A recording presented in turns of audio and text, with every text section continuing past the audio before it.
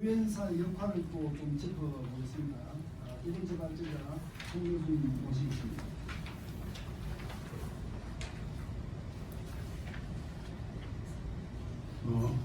안녕하십니까. 저는 대전대학의 송윤준 교수라고 합니다. 오늘 그 정대과 대구장 공공주관의 컨퍼런스에서 발제를 맡은 것을 대단히 영광으로 생각합니다. 오늘 제가 발제할 제목은 이렇게 이름을 철자로 해서 배포가 됐고요. 또 분량이 좀 되기 때문에 PPT로 요약을 해서 요약본을 마찬가지 배포를 해드렸습니다. 설명해서 보시면서 이해를 하시는 너무 도움이 될 거라고 생각합니다. 오늘 그 코로나 사태로 인해서 여러 가지 여건이 불비함에도 불구하고 성공적인 인사의 지를 위해서 애써주신 관계자 여러분들 그리고 김영만 사장님께 진심으로 감사를 드리면서 제 발제를 시작하겠습니다. 교수님 뒤에 잘 안 들려서 마이크 좀 가까이 네. 주시죠. 지금 잘 들립니까? 네, 잘 들립니다. 네. 제 발제 제목은 유엔사의 국제법적 위상에 관한 제 조명입니다. 발표 순서는 서론으로부터 결론까지 약 10쪽 분량으로 설명을 드리도록 하겠습니다. 오늘 제가 발제할 제목이 유엔 헌장과 긴밀하게 관련이 되어 있기 때문에 그 얼개를 대략적으로 여러분들께서 이해할 수 있도록 정리를 했습니다. 여기에는 유엔의 소위 6개 주요 기관이라고 하는 총회, 안보리, 경사위, 국제사법재판소 사무국 그리고 신탁통치이사회와 관련된 사항들이 들어가 있고요. 그리고 빨간 박스로 표시된 것이 바로 그 헌장 7장, 다시 말해서 유엔 헌장 중에서 강제 조치를 취할 수 있는 조항이 포함된 부분이 바로 7장입니다. 바로 유엔사가 여기에 기초해서 창설이 됐다라는 의미로 이해하시면 되겠습니다. 다음 유엔 헌장 중에서 오늘 중요한 주제는 과연 유엔 사령부가 안보리가 창설한 보조기관인가 아닌가의 문제입니다. 이것은 단순히 예스냐 노냐의 문제가 아니라 앞으로 종전선언, 평화협정 등등 여러 가지 변수에도 불구하고 과연 유엔사가 어떠한 의상을 가지고 있는지를 명확하게 규명하기 위한 아주 중요한 작업 중에 하나입니다.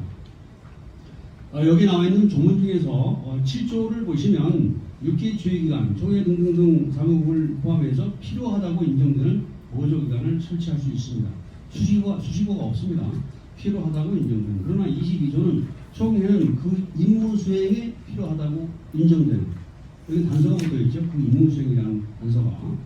마찬가지 29조 중요한 내용입니다. 안보리는 그 임무 수행에 필요하다고 인정되는 보조기관을 할 수 있다. 설치할 수 있다. 다시 말해서 보조기관을 설치할 수 있는 조항들이 바로 이렇게 정리가 되어 있습니다. 다음은 헌장 7장과 관련된 사항입니다. 이것도 마찬가지 유엔사의 창설 근거와 직결되는 중요한 부분입니다. 39조는 안보리는 유엔에서 평화에 대한 위협, 파괴, 침략 행위의 여부를 판단하는 고유한 독자적인 권한을 가지고 있습니다. 만일 이러한 침략 행위가 발생했다라고 했을 때는 1차적으로 제41조를 발동할 수 있습니다. 이것은 비군사적인 조항입니다. 경제 제재라든지 외교관계 단절 등이 포함이 됩니다. 그러나 41조 가지고 부족하다라고 하면 42조로 넘어갑니다. 이것이 바로 군사력을 사용한 육해공군에 의한 조치를 하는 사항이 되겠습니다.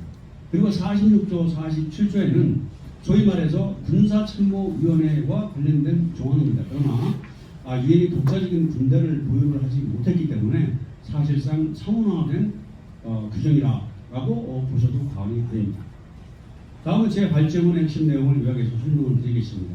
이 발제문의 발견이 바로 이러한 이중적인 딜레마입니다. 첫 번째 딜레마는 한미동맹과 남북관계의 상호 보완적, 선순환적, 동시적 개선이 사실상 불가능하다. 그 이유는 공동의 적을 동맹이라는 것이 존재를 하기 때문에 어떤 인사가 이런 얘기를 했더만 한미동맹 사이에다가 남북관계가 망가졌다. 바로 이러한 딜레마를 단적으로 나타내는 겁니다.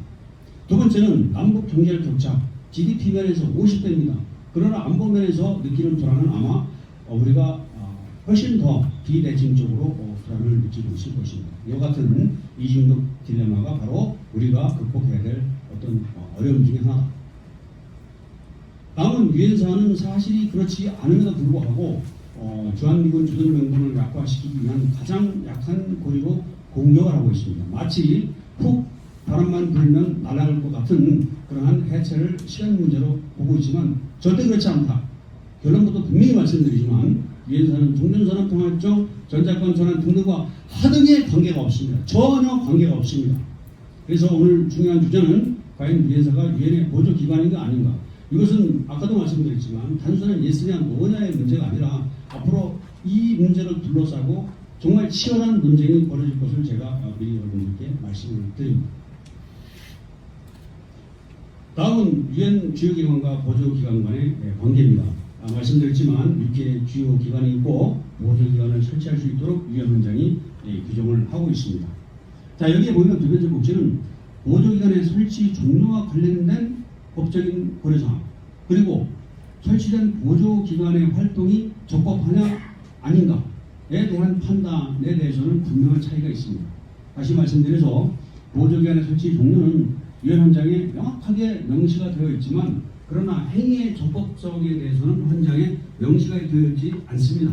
다시 말씀드려서 이것은 해석의 문제로 남아있다. 그리고 보조기관이 설치되는 경우에는 이것은 특정한 주요기관의 보조기관이 아니라 유엔 전체의 보조기관이 된다 라는 말씀드리고, 그리고 보조기관의 필수 요건이 있습니다. 이것은 주요 기관으로부터 일정 수준의 독자성과 독립성을 반드시 유지해야 된다. 반드시. 만약에 그렇지 않다면 이것은 보조기관에서의 생명력이 없는 것입니다. 만들 필요가 없는 것이죠. 왜냐하면 주요기관의 일부로 간주가 될 수 있기 때문에. 다음은 안보리의 일반적 권한과 구체적인 권한입니다. 7조 2항, 제가 유엔 헌장 부분에 설명드리면서 필요하다고 인정되는 보조기관, 이건 폭넓은 권한을 부여하고 있지만 그러나 29조는 안보리가 그 기능 수행에 필요하다고 인정되는 보조기관이라고 명시를 해서, 다시 말씀드려서 7조 2항은 29조보다 그 범위가 훨씬 넓다. 그리고 1949년에 ICJ 국제사법재판소는 정말 기념비적인 판례를 남겼습니다. 과연 유엔이 어떤 기관이고 어떤 조직인가에 대해서 국제사법재판소는 이렇게 판결을 내렸습니다. 유엔은 국제법적 권리와 의무를 형용하는 법 인격과 능력을 가지고 있다. 다시 말해서 독자적인 권리와 의무를 행사할 수 있는 주체성을 가지고 있다는 것입니다. 이건 죽어있는 기관이 아니라 살아있는 생명력을 가지고 있는 주체성을 인정한 대단히 중요한 판례입니다. 두 번째는 1954년에 유엔 총회와 행정재판소 간의 관계를 정리를 했습니다. 유엔 총회는 행정기관입니다. 행정재판소는 사법기능을 수행을 합니다. 다시 말해서 주요 기관인 유엔 총회가 보조기관인 사법기관을 만드는 겁니다. 이것은 논란의 여지가 있을 수가 있죠. 왜냐하면 유엔에는 국제사법재판소라고 하는 사법재판소가 사법기관이 별도로 존재를 합니다. 그러나 국제사법재판소는 이렇게 판결을 했습니다. 총회는 행정재판소를 만든 주요기관입니다. 행정재판소는 주요기관으로부터 만들어진 피조물입니다. 그럼에도 불구하고 총회는 행정재판소의 배상 통결을 거절할 수가 없다. 이렇게 되면 주요기관과 보조기관의 형식적인 구분은 더 이상 의미가 없다는 의미가 되겠습니다. 말씀이 되겠습니다. 다음은 유엔 주요기관 보조기관의 관계입니다. 1993년 안보리 결의안 808호에 따라서 구6호 연방의 임시 전범재판소가 설치가 됐습니다. 당시에는 일종 학살이라든지 대량 학살 등의 반인륜적인 반인도주의적인 범죄가 빈발해서 벌어졌기 때문에 해당자들을 처벌하기 위해서 전범재판소를 별도로 설치를 했습니다. 제가 말씀문을 읽어보시면 타직 케이스에 대한 전원 배경을 이해를 하실 수가 있을 겁니다. 핵심은 뭐냐면 타직 케이스에서 변호인단이죠. 구6호 연방에도 국내 재판소가 있었습니다. 그럼에도 불구하고 전범재판소를 별도로 만들어서 재판하는 것은 관할권에 문제가 있다라고 하면서 이의를 제기를 한 겁니다. 여기에 대해서 항소법원은 명확하게 판시를 했습니다. 전범재판소 설치는 헌장 41조에 따라서 안보리가 행사할 수 있는 권능과 정확하게 일치가 된다. 그 판결문에 따옴표를 한 부분이 바로 그 밑에 내용입니다. 안보리는 평화 안전을 유지하는 일차적인 기능 행사를 위한 수단으로서 전범재판소라는 사법기관을 설치할 수 있다. 무슨 말씀이냐면 이것의 의미는 전범재판소 설치라는 것이 유엔 헌장에 명시적으로 적시되어 있지는 않지만 그러나 유엔 헌장의 조문으로부터 묵시적으로 수론을 할 수 있다는 겁니다. 묵시적인 권한에 따라서 전범재판소를 설치할 수 있다라고 판시를 한 것입니다. 다음은 유엔사와 관련된 사항입니다. 안보리 결의안 82, 83, 84호를 통해서 유엔사가 설치가 됐습니다. 82호는 북한의 무력 공격을 평화의 파괴를 규정을 했죠. 이것은 헌장 7장이 발동되기 위한 전제 조건입니다. 83호는 회원국들로 하여금 유엔사에게 무력 공격 격퇴에 필요한 지원을 제공해 주도록 권고를 하고 84호가 사실상 유엔사 창설의 법적인 근거가 되겠습니다. 그래서 통합사령부에 전투부대와 지원을 제공하고 미국이 사령관을 지명해주고 통합사령부와 유엔의 깃발을 사용하고 그리고 취한 행동 방식을 안보에 보고해달라. 이것이 결의안 84호의 핵심 내용입니다. 그래서 이것이 유엔사가 안보리 보조기관이라는 증거는 차고 넘칩니다. 그 직후에 여러 가지 문서라든가 서류, 증언 등을 종합해 보면 유엔사는 유엔의 대리인이다, 대리기관이다 라고 하는 내용이 반복적으로 지속적으로 등장을 합니다. 그리고 참전국들은 자국 군대를 미국이 임명한 사령관 지휘하에 두었습니다. 그래서 사실상 그 유엔군이라고 하는 것은 유엔의 본원적인 관할권에 속하지 않았다라는 주장이 순리하고요. 여기서 핵심 포인트는 뭐냐면 유엔사가 안보리 보조기관이지만 안보리가 일일이 통제하고 지시를 내리는 그러한 관계에 있지 않았다. 폭넓은 자율성과 독자성을 보유를 하고 있었다. 이처럼 안보리와 그리고 보조기관인 유엔사 간의 독특한 관계를 이해를 하지 못하기 때문에 여러 가지 안보리에 대한 유엔사에 대한 억측과 잘못된 인식을 가지고 있는 것입니다.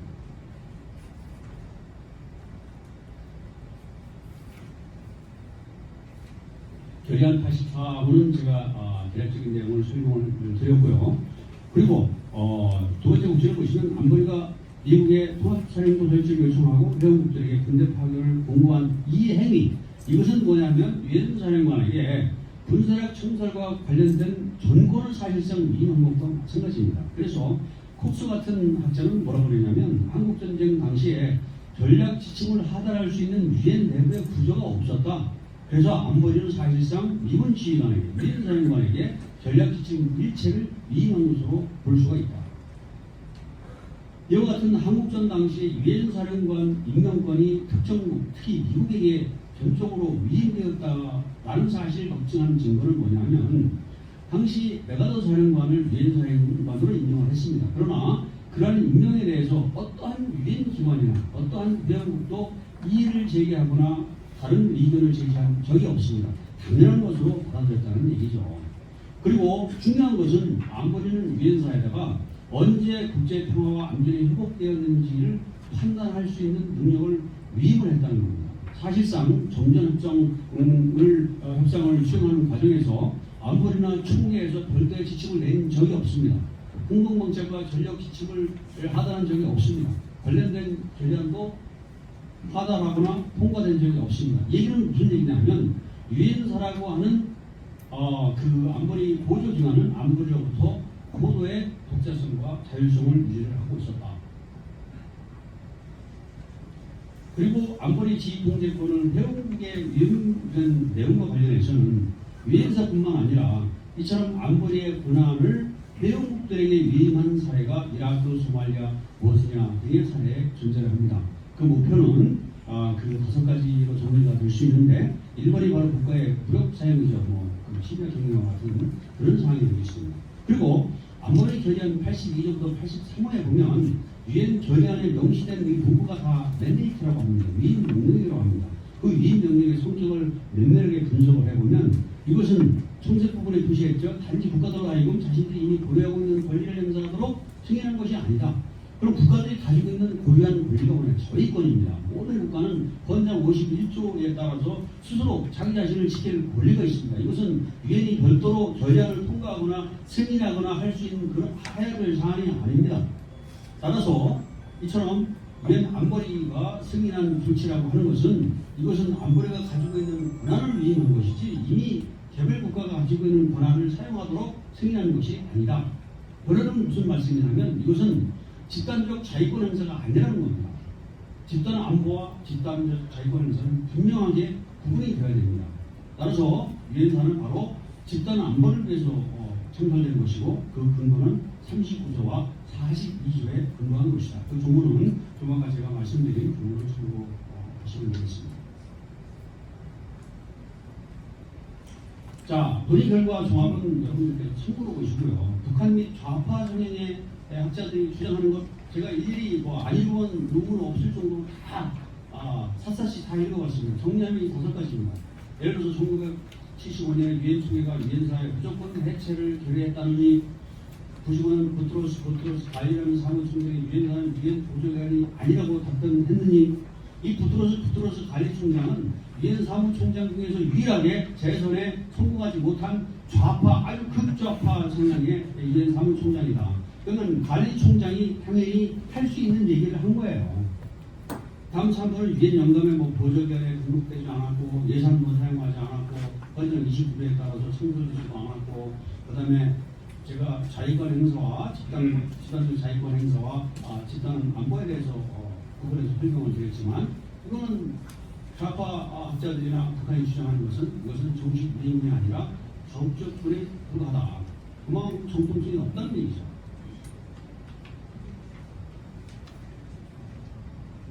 자, 형 과제입니다. 그래서 앞으로는 제가 그 유엔 관련 문서, 유엔사에서 표현하는 워딩을 보니까 유엔 행정기관이라는 그런 표현을 사용합니다. 하지만 앞으로는 유엔 보조기관이다라는 분명한 표현을 사용하는 것이 더 바람직하다고 생각되고요. 그리고 유엔사의 기능과 역할의 종료 시점을 원칙적으로라도 언급할 필요가 있다. 그 시점은 언제냐? 국제평화 안전이 회복되는 그 시점입니다. 누가 판단하느냐? 바로 일차적인 주체는 유엔사입니다. 안보리가 추이를 당연히 해야 되겠죠. 그래서 유엔사는 그 해체 문제는 유엔사나 다시 말해서 미국이나 안보리를 제외하고는 어느 누구도 왈가왈부할 수 없는 상황이라는 것을 여러분들께서 충분히 이해를 하실 거라고 생각합니다. 다음 세 번째는 한미동맹 강화 차원에서 유엔사의 기능과 역할이 반드시 강화되어야만 한다. 마치 국방부가 사실 그게 아니겠지만 유엔사 역할을 강화해 부정적인 것처럼 비치는 것은 바람직하지 않다. 그리고 많은 사람들은 종전선언 등등 시나리오를 상정하면서 실체가 그렇지 않음에도 불구하고 팩트가 그렇지 않음에도 불구하고 인식상 유엔이 가장 약한 권위인 것처럼 인식을 합니다. 따라서 그것을 보완하는 것이 그 무엇보다도 중요한 급선무다라는 말씀을 드리고요. 이처럼 난이도가 높은 이런 논문과 발제에도 불구하고 여러분들께서 경청해 주신 것에 대해서 진심으로 경의를 표하면서 감사의 말씀 드립니다. 이상으로 마치겠습니다.